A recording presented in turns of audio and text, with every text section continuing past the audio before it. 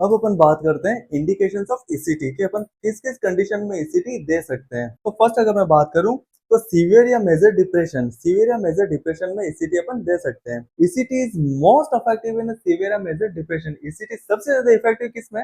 तो सीवियर या major depression में ईसीटी सबसे ज्यादा इफेक्टिव है।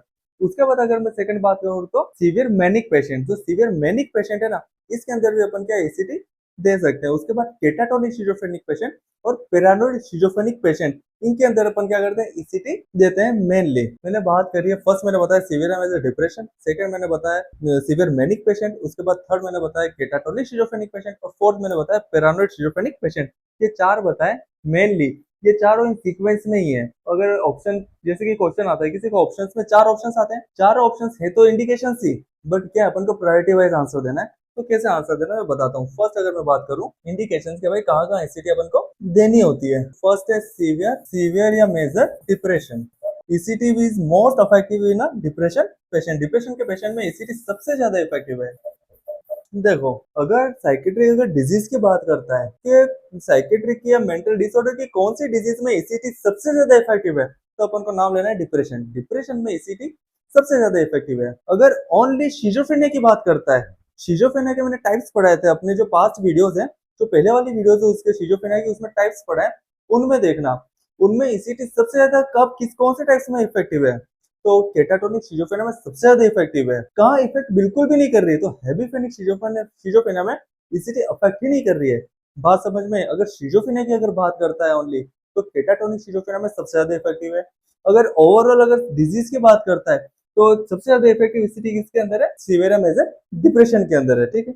दूसरा अगर मैं बताऊं, सेकंड अगर मैं बात करूं प्रायोरिटी की कि सबसे ज्यादा इफेक्टिव किस में होगी, तो सीवियर मेनिक पेशेंट में। Severe manic patient mood disorder के अपन अंदर अपन देखेंगे मेनिया क्या होता है, डिप्रेशन क्या होता है, इस चीज को अपन आगे डिस्कस करेंगे। अभी से याद रखना कि डिप्रेशन में अपन को स्थिति सबसे ज्यादा इफेक्टिव है। उसके बाद सेकंड प्रायोरिटी आती है सीवियर या सीवियर मेनिक पेशेंट। जो मेनिया के जो पेशेंट है, इसके अंदर भी स्थिति सबसे ज्यादा इफेक्टिव है सेकंड प्रायोरिटी पे। थर्ड अगर प्रायोरिटी बात करें तो केटाटोनिक शिजोफ्रेनिक पेशेंट। तो ईसीटी मैंने बताया कि इंडिकेशंस के किन किन कंडीशन से अपन ईसीटी दे सकते हैं। तो फर्स्ट अगर अपन बोलेंगे सीवियर में depression, second severe manic patient, third catatonic schizophrenic patient और फोर्थ अपन बोलेंगे पैरानोइड शिजोफ्रेनिक पेशेंट। क्वेश्चन आता है, क्वेश्चन में चार ऑप्शन आते हैं, चार ऑप्शन से पूछेगा कि इन चारों में से कौन सा इंडिकेशन है। मैंने चार पॉइंट लिखा है ना, इन चारों में से कौन सा इंडिकेशन है ईसीटी का, तो अपन क्या आंसर देंगे। अब है तो चारों इंडिकेशन, तो अपन को यहाँ पे क्या करना है, प्रायोरिटी वाइज चलना है। फर्स्ट प्रायोरिटी अपन किसको देंगे? सीवियर मेजर डिप्रेशन को अपन फर्स्ट प्रायोरिटी देंगे। बात समझ में? फर्स्ट प्रायोरिटी अपन सीवियर मेजर डिप्रेशन को देंगे। मैंने चार सीक्वेंस लिखाई है, इसको सीक्वेंस में ही रखना है। अगर ऑप्शन में सीवियर डिप्रेशन है तो फर्स्ट, अगर ऑप्शन में ये नहीं है और ये है इन तीनों में से, तो अपन को मैनिक पेशेंट को प्रायोरिटी देनी।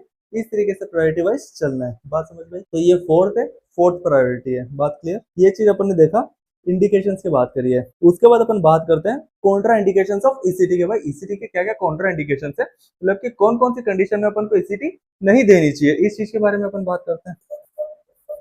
तो अगर मैं बात करता हूँ कि कॉन्ट्रा इंडिकेशंस की किन किन कंडीशंस में अपन को ईसीटी नहीं देनी चाहिए, तो यहाँ मैं फर्स्ट प्रायोरिटी की अगर मैं बात करूँ तो ब्रेन ट्यूमर है। अगर किसी को ब्रेन ट्यूमर है तो अपन ईसीटी नहीं दे सकते, इलेक्ट्रोकन्वर्जन थेरेपी नहीं दे सकते हैं। जिसका आईसीपी बढ़ा हुआ, आईसीपी बोले तो इंट्राक्रेनियल प्रेशर, अगर किसी के अंदर बढ़ा हुआ है तो अपन इसको एसीटी नहीं दे सकते।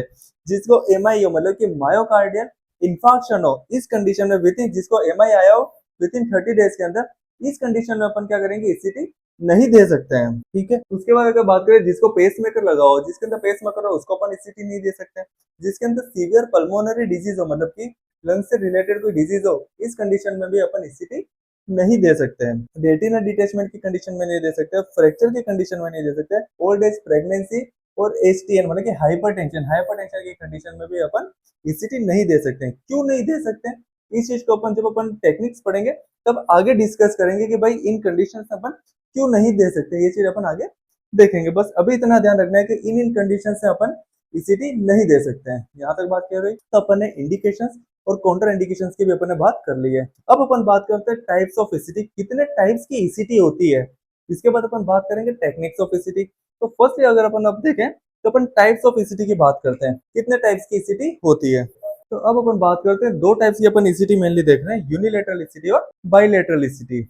नाम से क्लियर हो रहा है यूनिलेटरल, यूनि यानी तो एक, लेटरल यानी साइड है, मतलब कि जो अपन इलेक्ट्रोड्स रखेंगे वो एक साइड में रखेंगे। It means when we place the electrodes on a one side of temporal region that is known as unilateral ECT। ध्यान से सुनना, unilaterality it means when we place the electrodes on a one side of temporal region that is known as unilateral ECT। electrode must be placed on, ध्यान से सुनो, electrode must be placed on dominant hand side। it means non dominant side of the brain। बात समझ में आई? समझाता हूँ फिर। मैंने बोला कि electrode must B place on dominant hand side. Dominant hand side मतलब मैं राइटी हूँ, मैं सारे काम राइट से करता हूँ, मतलब कि मेरा राइट हैंड डोमिनेंट है। जो राइटी होता है उसका लेफ्ट हेमिस्फीयर वर्क करता है, मतलब लेफ्ट हेमिस्फीयर पूरी बॉडी कंट्रोल कर रही है, और लेफ्ट हैंडेड पर्सन का राइट हेमिस्फीयर वर्क कर रहा है, मतलब कि राइट हेमिस्फीयर पूरी बॉडी कंट्रोल कर रही है।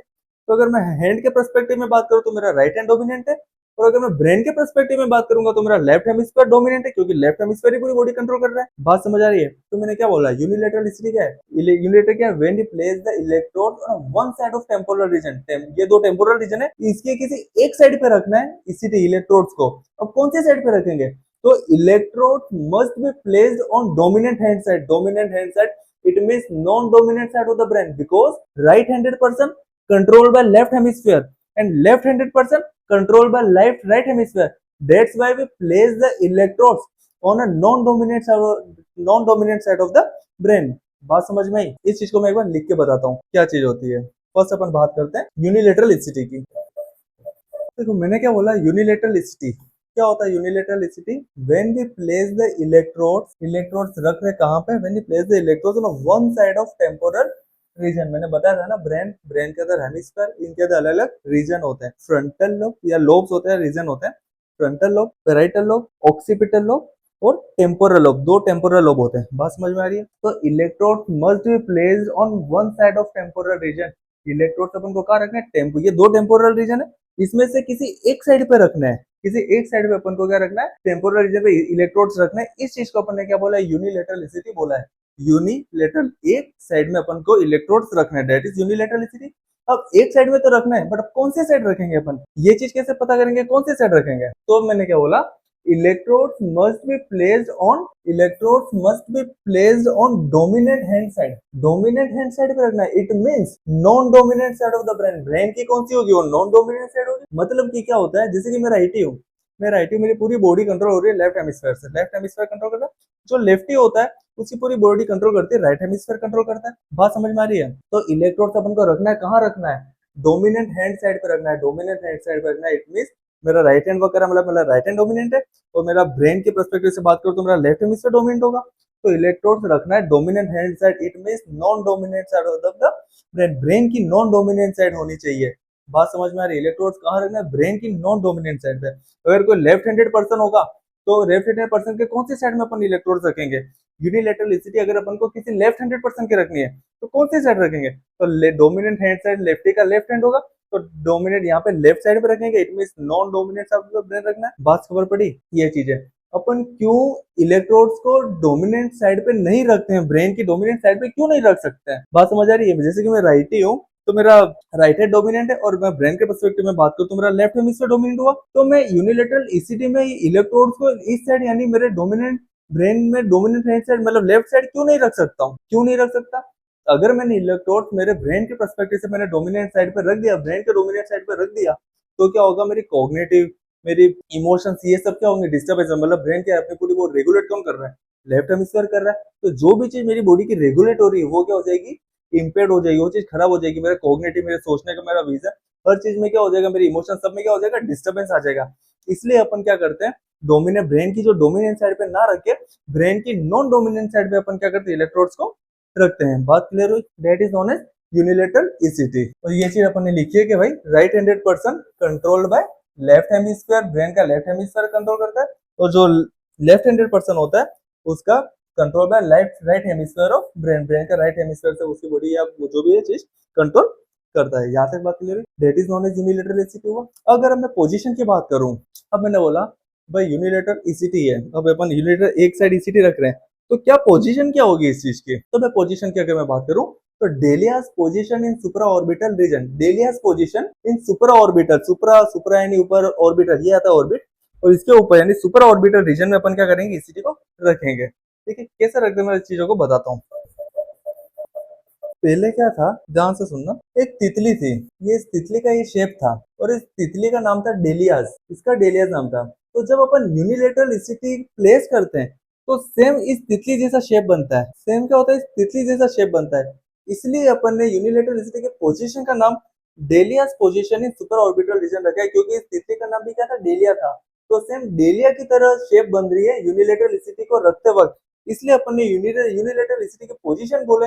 तो D'Elia's position in super orbital यानी ये आंख है, इसके पीछे ये जो रीजन है पूरा सुपर ऑर्बिटल रीजन पे अपन रख रहे हैं। बात क्लियर हुई, आंख के ऊपर सुपर ऑर्बिटल रीजन है, यहाँ पे क्या हो रहा है, डेलियास पोजीशन बन रही है, इसलिए अपन ने क्या बोला, इसको D'Elia's position in super orbital region. यहाँ तक बात क्लियर हुई, अपन ने पोजीशन की बात करी है। उसके बाद मैं बोलता हूँ unilateral ECT is less effective and is less confusion in patient. Unilateral मैंने बताया था पहले, शिजोफ्रेनिया की मैंने क्लास बताई थी, उसमें बोला था जो चीज इफेक्ट ज्यादा कर रही है उसके साइड इफेक्ट भी ज्यादा है, और जो चीज इफेक्ट कम कर रही है उसके साइड इफेक्ट भी कम है। एग्जांपल याद है ना, एग्जांपल क्या बताया था, जैसे कि फ्रेंड और तुम्हारी गर्लफ्रेंड, फ्रेंड छोड़ के जाएगा फर्क नहीं पड़ेगा, ठीक है, थोड़े टाइम फर्क पड़ेगा, तुम भूल जाओगे, मतलब कि छोड़ के जाएगा तो कोई इतना इफेक्ट नहीं करेगा। बट तुम्हारी गर्लफ्रेंड ने तो तुम्हारे दिलो दिमाग दोनों पे असर किया था, मतलब कि उसने इफेक्ट ज्यादा किया था, मतलब जब वो छोड़ के जाएगी तो उसका साइड इफेक्ट भी ज्यादा होगा। सेम इसी तरीके से वो जो चीज इफेक्ट ज्यादा कर रही है उसके साइड इफेक्ट भी ज्यादा है, और जो चीज इफेक्ट कम कर रही है उसके साइड इफेक्ट भी